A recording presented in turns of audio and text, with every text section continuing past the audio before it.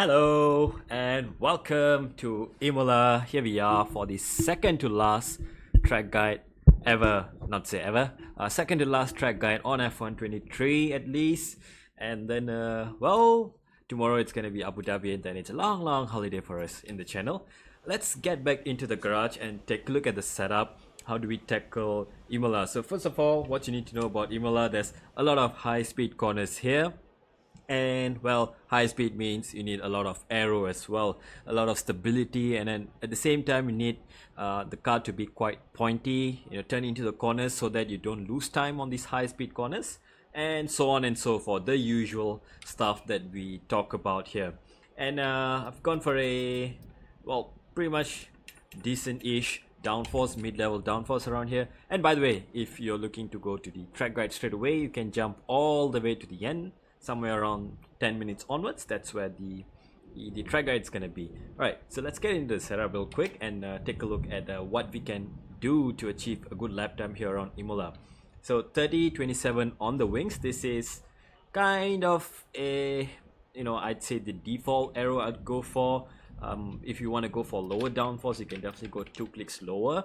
I don't recommend going any lower than that, because you really start to lose a lot of cornering speed around here, and you lose momentum into these corners. You have to carry a lot of speed from one corner to another, and it can actually ruin your lap time if anything. And top speed wise, both are equally good. Of course, lower downforce is going to be more beneficial. It's going to make it easier to overtake and easier to defend as well, regenerate more battery. But tire wear is pretty harsh around here. The C5s, C4 and C3s are used here around here. So a little bit of downforce actually goes a long way here to help you preserve your tires in the long run. Now for the 5-lap race, probably you can just troll around with low downforce, maybe even go lower than what you need to. But otherwise for a normal race, I'd say anything 25% and above, maybe 50% and above, you want to go something like this. And yeah, you can always use the front wing adjustment a little bit just to adjust the car's behavior. If it's overall too pointy, it turns too much, you can reduce the front wing. It's a lot more stable that way. If you need more turn in, then of course you can increase the front wing. So let's continue on to the transmission. We have 50 on throttle here just for qualifying. For the race I'm using 55 because it's a lot more balanced in the race. And off throttle 50, 51, both seem to be just about the same, I felt, around here. Probably 51 is a little bit more planted, I feel, because the car doesn't turn too much, especially at this corners where you need to flick the car in, and then there's high speed chicanes as well, and turn 1, 2, 3, and then the last chicane as well. You have to mount the curb. So off throttle at 51 keeps it pretty nice to drive on those curbs. And for the race you can use 55 on throttle, you can use 52 off throttle as well to be a little bit more stable for the race. Otherwise you can use 50 or 51, just as you wish. And then suspension geometry, we have the usual right, left, minimum camber, minimum toe. There is some benefit, probably more than other tracks, to run a little bit higher camber values overall. It's going to give you a lot more cornering grip and carry a lot of momentum, and it will be a little bit easier as well while you're trying to accelerate coming out of high speed corners as well. So this is pretty good if you want to use it, and I'd say definitely give it a try. The only downside is you may notice straight line braking might be a little bit affected. So probably like turn 1, and then where else where you have heavy braking, you may notice that the car it's a little bit reluctant to turn. You can always drop down your brake bias for those corners, and that might help you actually. Otherwise keep it the same, and there's not much benefit of increasing the rear toe other than to increase stability. But if you go too high on that, it's gonna cause you quite a lot of understeer and lose a lot more time. Now we go to suspension. The usual, I usually start off with 41.5 on the suspension, and then 1.1 ARB, and then 33.39 is my go-to.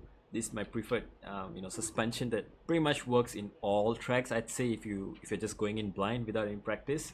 But of course 41 on the front, it keeps the front quite planted, and then you can also go a little bit softer if you want to, but I don't really feel a benefit of that, especially on the exits where you really need to plant the power, and having a stiff front, make sure that the front is not swiveling too much under acceleration.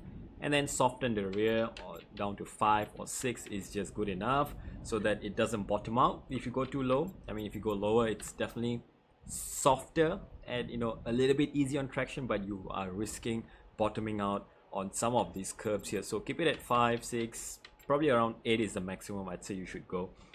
Then it would keep your traction pretty nice and smooth here. And then front anti-roll bar is just a matter of preference. If you really like the car to be very pointy, very agile, like you like a little bit of loosey-goosey feeling in the car, then you can go down to 1. The downside is you may feel that on exits it's going to be a little bit snappy because the front wants to keep rotating. So to counter that off, you can always increase the ARB by 1 or 2 clicks at first, and the higher you go, you'll start to notice it's very planted on exits. But if you go too high, it's going to induce understeer as well, and you might even start spinning because the car is too understeery, right? So go as you wish for this anti-roll bars. And then ride height 33, 39 I'd say is the lowest. 32, 39, 33, 39 I say it's a decent starting point here. It's okay to drive with this, and I went a little bit more aggressive here because I felt like I needed a bit more turn in. 32 on the front, 39 or 40, both are equally good I feel. In time trial I use 40 because coming out of these high speed chicanes, high speed corners, there's a little bit of understeer because you're always in hot lap mode. But in GP mode, when I tried it out, 39 felt like perfect for me. So 33 or 32 on the front, 39 on the rear is just nice to go, right? And then brakes, we have 100% brake pressure as usual. Brake bias, you can use quite low brake bias here around some of the high speed corners just to get the nose turned in by going down on the brake bias. And then for the heavier braking zone and for the last chicane, I definitely recommend going up to 54, 55 at least, otherwise your car will lock up the rear. And let's say you're on a very high brake bias and your car still locks up, then you can increase your off throttle by 1 click or 2 clicks. So maximum of 53 I think is just good around Imola. So there you go. And then tire pressures, minimum tire pressures around here. In Grand Prix or in a race condition, you can actually use a little bit higher tire pressures on the front for the race. So 5 clicks, that's okay if you can manage the temperatures. Ideally you want to keep them as low as possible in the operating range. And for qualifying, I'd say if you're starting off like minimum pressures, you can always just use probably about 3 to 5 clicks in qualifying. That's going to add a little bit more responsiveness in the car and stability in high speed, which is the track characteristic around here. Otherwise, just maintain low pressures all the way and you'll be good to go for the entire race. And there we go, that's a setup around Imola. 30, 27 wings, 50, 51, you can go 55, 51 for the race, 55, 52 for the race, right, left, geometry. And it's possible to use a little bit of front camber or rear camber, whichever you need. Suspension 41.5 and then 5.1 ARB, 32, 39 ride height, 33, 39 will be safer, 39, 40 is also safer here, and then 153 brakes, minimum tire pressures. And there you go, that is setup number 1.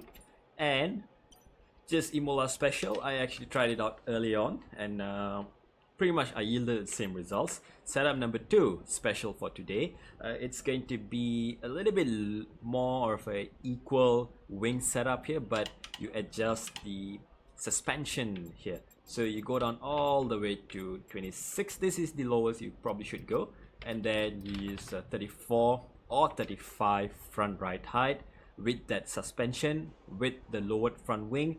It gives you roughly the same effect as we had with the with slightly higher front wing and stiffer suspension.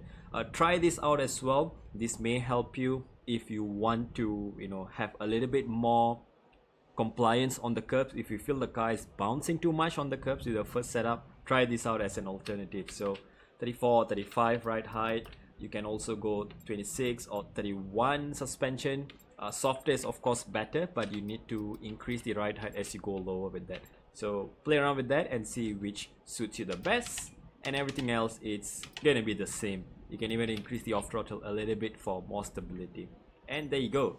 That is a setup around Imola, setup number 2 as well, and it will be in the description and in my Discord setup bot. So if you want to keep updated with the setups which are free, and well, you can join the Discord. So plug, see you there. And now let's go for the track guide. Excuse me. Let's go for the track guide here around Imola. It is rather technical and there's a lot of corners where you need to pay attention, carry momentum from one to another. So coming out of the last corner, you pretty much want to take the last corner as you will do for a normal hot lap as well, when you end hot lap, because it's pretty tight and you gain no time by running wide and cutting back in. It's better to carry the momentum through the corners, as you can see. Now let's get started straight away. So DRS will be activated before the start finish line at the pit entry line. This is DRS. Stay tight to the right hand side. This is for gaining time, lap time in qualifying and also in the race. And then you can pretty much just keep the car straight, line of least resistance, stay tight here and then stay tight to the left. You don't really have to go all the way to the left unless you really want to gain that final 1 or 2 thousandths, then go for it. But bring the car over to the right hand side for the braking into turn 1, and you want to be braking right at the 100-meter board or as the curb starts here. In qualifying you can brake a little bit later here, maybe around 50-60 meters, 65-70, around there, depending on how you want to take the first corner. So brake down to 5th gear. In the race you can use 4th gear, and then you want to be very tight on the entry, avoid the sausage, but you can take a little bit of this entry curb and that's gonna be good enough for you. And then start applying power immediately here and open up your steering, as you can see here, and then use the exit curb here on the right, but avoid the sausages. This is going to unsettle your car. I think here we just about took a little bit, but it didn't really unsettle the car. And then on the exit you want to be making sure that your car is fully utilizing the exit space, the exit curb, and then stay tight, and then you are on this curb where here you can touch a little bit of the sausage, but it can lose you a few thousandths, maybe even half a tenth if you mount too much of it. So I think this is pretty much the limit here, or maybe I went just over the limit a bit here. On the exit, straighten out the car, let the car carry all the speed, use all the exit curb as well. You will not bottom out even with 32 front right height. It's pretty compliant here, it's rather flat. And then for turn 5, I don't know, is turn 4 or is it the next chicane here. So we've passed the first one, now the second complex of chicanes. You want to be turning in right at the 50-meter board or before the curb ends here. So there's no really secondary reference here other than I look on the left hand side, there's a toilet, blue toilet, temporary toilet. That's what I use as a secondary reference in case the 50 mark is gone, or just before the curb. So that's more of a easier reference here. And then downshift, you can dab the brake just a little bit, tap the brake a little bit, and then downshift to 6. On the entry you want to mount as much as you can without mounting the sausage curb, of course. And then you want to keep the car straight, just straighten out a little bit before you turn in on the right. I think we went a little bit on the grass here, so we lost a little bit of grip here, otherwise we would have gained easily half a tenth more on the exit. Either way, stay tight, avoid the sausage again on the inside, but stay as close as you can to the curb. And then once you are pretty much pointed into the corner, you want to start opening up your steering, start straightening out the steering and apply more and more power, and then use all the exit space that you have in order to maximize your lap time. And bring your car over to the right hand side for the Toza hairpin here next. This is the end of sector 1, and you'd probably be braking around 50-meter mark. There's a lot of references here. There's orange marker on the left, and then there's a black box on the right here. There's the exit road here, which my right tire is on, and then there's the 50-meter mark. So right after this exit curb, that's where you want to be braking for qualifying. A little bit later, maybe before the orange marker in front here for qualifying.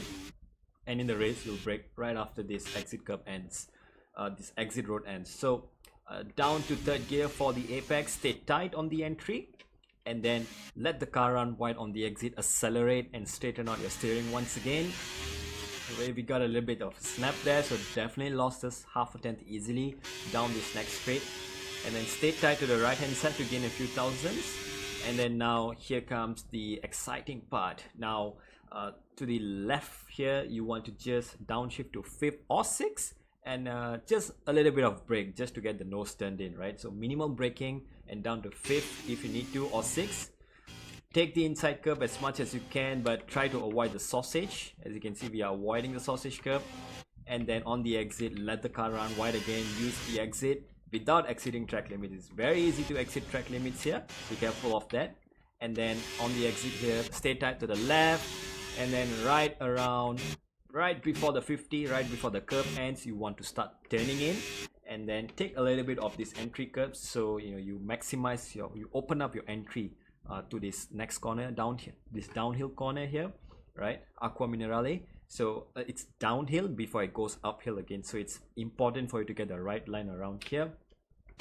Brake in a straight line, you're braking like towards the outside of the track, like almost running out of the track limits here, and you want to keep it on the curb at the most here. So you can see we are pretty much using all the curb that we can, and then brake in a straight line and start trail braking, lifting off the brakes more and more. Point the car into the apex here. It's almost as much as we could do, and then on the exit, open up the steering and then let the car use the exit curb, and then keep it straight here. Straighten out the car, let the car run wide, so that you don't spin out, and then bring the car over to the left hand side here, and this will be the end of sector 2. And now here comes the dreadful chicane that sometimes you have to mount a lot of. You want to be braking right as the curb starts in a race, and in qualifying you can brake right after that around the 50-meter mark, and then down to 4th gear, and then you can take the apex at 3rd, and you can see we are mounting so much of the curb. This is the one corner where you really want to mount the entirety of it, otherwise you will lose probably 3-4 tenths just by being safe. If you don't take the chicane like this, you're going to be losing the exit speed that you need to carry here. So make sure you carry as much speed as, take as much curb as you can without compromising your entry speed. You can use this this rubber line, sort of a reference to point where the car should go after you practice a little bit of it, and then right and immediately straighten out the car and turn left, and then start applying power from here itself, because the sooner you start applying power, the more time you'll gain on the exit. It's a short straight down to the last 2 corners, but you'll gain massive amounts of time here, probably 2-3 tenths compared to just coasting in this corner. So start applying throttle a little bit, start turning, and then on the exit, use the entire exit curve that you can. We are pretty much on the track limit here, and same thing here. Make sure you are accelerating smoothly as well and as fast as you could, and then stay tight to the left here, stay tight to the right, and then you can carry a lot of speed into this corner here in 7th gear. You don't need to upshift to 8th. You don't really gain any time. If anything, it's going to lose you a little bit of time because you have to do a bit more shifting. Maybe it messes up your muscle memory. 7th in the race, 7th in qualifying as well. That's what I prefer. And then brake right before or right at the black board, depending on your FOE. This corner is really dependent on your FOE as well. If your FOE is like much, you see less of the track, you'll see the 50-meter board disappear first, whereas in my view here, I can see the 50-meter not disappearing yet because I have a wider FOE here, right?